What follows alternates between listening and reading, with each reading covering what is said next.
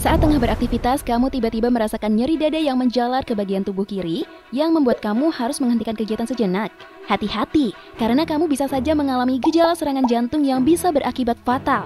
Apakah kalian tahu kalau penyakit jantung masih menjadi penyakit nomor 1 yang paling membunuh di dunia?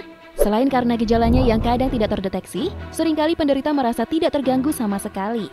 Hal inilah yang dapat membuat serangan jantung juga menjadi julukan silent killer, karena memang gejalanya bisa datang mendadak tanpa disadari. Nah, Healthy Squad, apakah ada orang di sekitar kalian yang pernah terkena serangan jantung? Share pengalaman kalian di kolom komentar ya. Meski disebut sebagai penyakit paling membunuh di dunia, namun masih ada beberapa orang yang bisa selamat saat mengalami serangan penyakit jantung loh. Pas banget, hari ini Squad Health akan membahas tentang serangan jantung. Simak ulasan lengkapnya bersama Squad Health ya.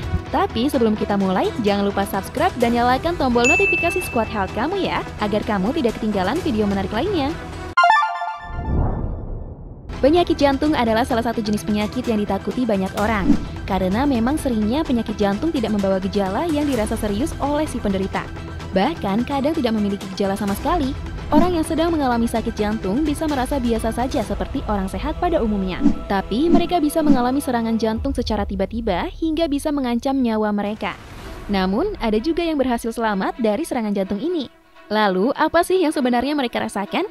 Ini dia beberapa ulasannya. Penyakit jantung menjadi penyebab kematian terbesar di banyak negara. Serangan jantung terjadi ketika aliran darah ke otot jantung tersumbat, sehingga jaringan otot jantung tidak mendapatkan oksigen dan akhirnya rusak. Pada kasus serangan jantung yang berakhir kematian, kerusakan pada otot jantung sangat parah dan terjadi pada sebagian besar otot, sehingga terjadi gangguan irama jantung dan akhirnya mematikan jantung. Dalam studi kasus kematian, Alan Thicke yang meninggal karena serangan jantung mendadak, irama jantung yang tidak teratur akibat kekurangan oksigen dimulai dari bagian dasar jantung dan berakibat tidak cukup untuk mengalirkan darah. Saat ini terjadi, jantung menjadi sangat menggelepar, kata Dr. Suzanne Stenbaum, ahli penyakit jantung dari New York. Irama jantung yang tidak teratur itu akan membuat darah berhenti bersirkulasi. Kondisi tersebut dengan cepat membuat jantung berhenti bekerja. Walau begitu, serangan jantung tidak selalu membunuh dengan instan. Ada kemungkinan kerusakan pada otot jantung yang tidak memicu gangguan irama jantung sampai beberapa saat kemudian. Pada kematian yang terjadi dengan cepat sesaat setelah serangan jantung, sumbatan biasanya sangat besar sehingga kerusakan pada otot jantung juga luas, kata Stenbaum. Jika jaringan otot jantung yang rusak masih dalam wilayah kecil dan sistem listrik yang mengendalikan jantung tidak terganggu, maka kemungkinan besar orang yang mengalaminya masih bisa selamat. Makin cepat pasien dibawa ke rumah sakit, makin banyak yang bisa dilakukan untuk mengatasi kerusakan otot jantung. Faktor risiko sebagian besar serangan jantung merupakan hasil dari pecahnya plak di pembuluh darah. Plak itu berasal dari timbunan kolesterol dan sel inflamasi yang terbentuk di dinding pembuluh darah sehingga menyebabkan penyumbatan.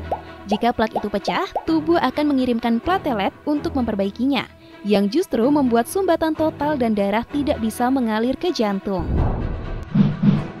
Meski terlihat biasa saja dan wajar, keringat yang keluar pada tubuh terutama keringat dingin menjadi tanda awal bahwa kita sedang mengalami gejala awal sakit jantung. Keringat dingin ini bisa muncul baik pagi, siang, atau malam dan biasanya disertai dengan rasa nyeri pada dada dengan durasi sebentar. Jika sering mengalami keringat dingin disertai nyeri di bagian dada atau gejala lainnya, kamu patut waspada karena bisa jadi itu adalah tanda awal sakit jantung.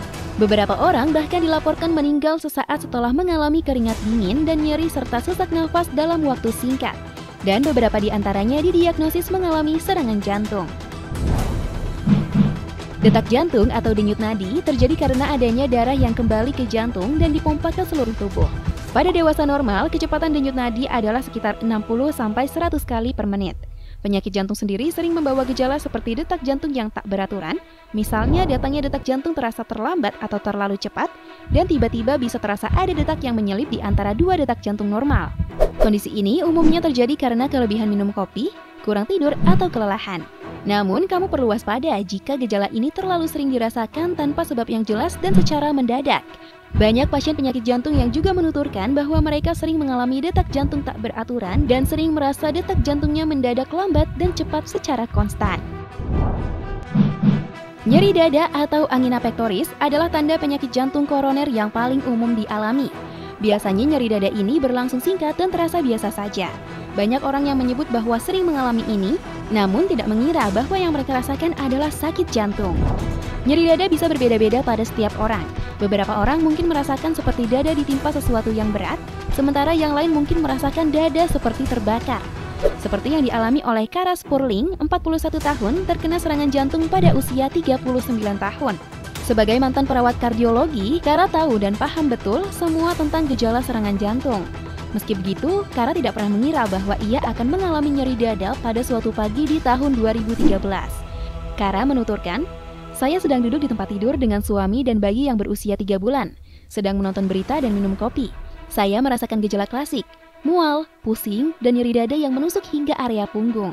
Saya tahu ada yang salah pada tubuh saya, dan saya harus pergi ke rumah sakit. Tapi saat itu saya belum berpikir bahwa saya mengalami serangan jantung."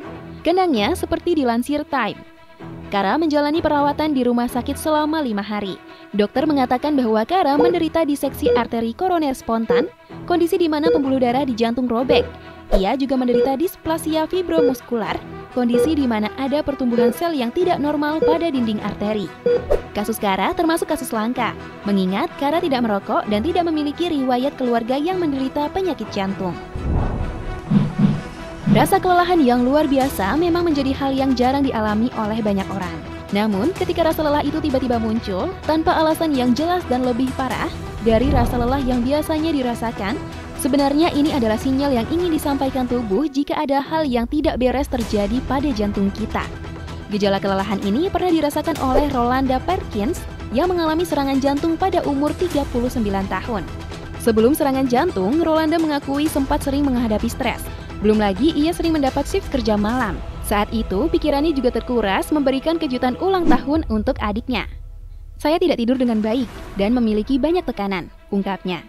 Seminggu sebelumnya pesta ulang tahun adiknya, Rolanda mengalami sakit kepala hebat dan kelelahan yang cukup intens. Kemudian ia mencoba untuk minum obat, namun ia masih berpikir bahwa ini hanya kelelahan yang biasa ia alami. Sehari setelah pesta ulang tahun adiknya, Rolanda benar-benar terkena serangan jantung, yang mana ketika ia mengepel lantai, dia merasakan nyeri pada dada.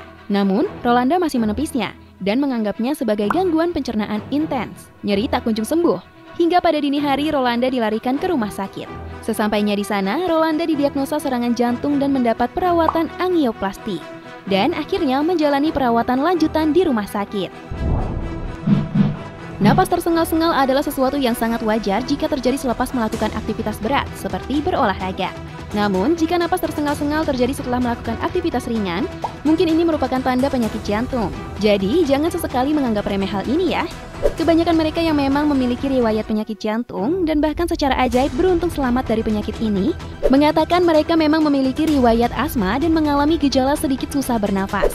Seperti yang dialami F. Walker, 49 tahun. F berusia 16 tahun saat saudaranya meninggal di sebuah pesta. Diagnosa dokter menyebut saudara F terkena serangan jantung. 10 tahun kemudian saat F berusia 26 tahun, ia mulai mengalami gejala penyakit jantung.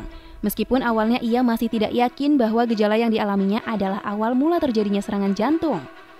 Hal pertama yang saya rasakan adalah tidak bisa berjalan tanpa sesak nafas. Saya berbadan kurus dan rajin menari. Saya pikir awalnya saya memiliki asma, namun hasil tes menunjukkan negatif.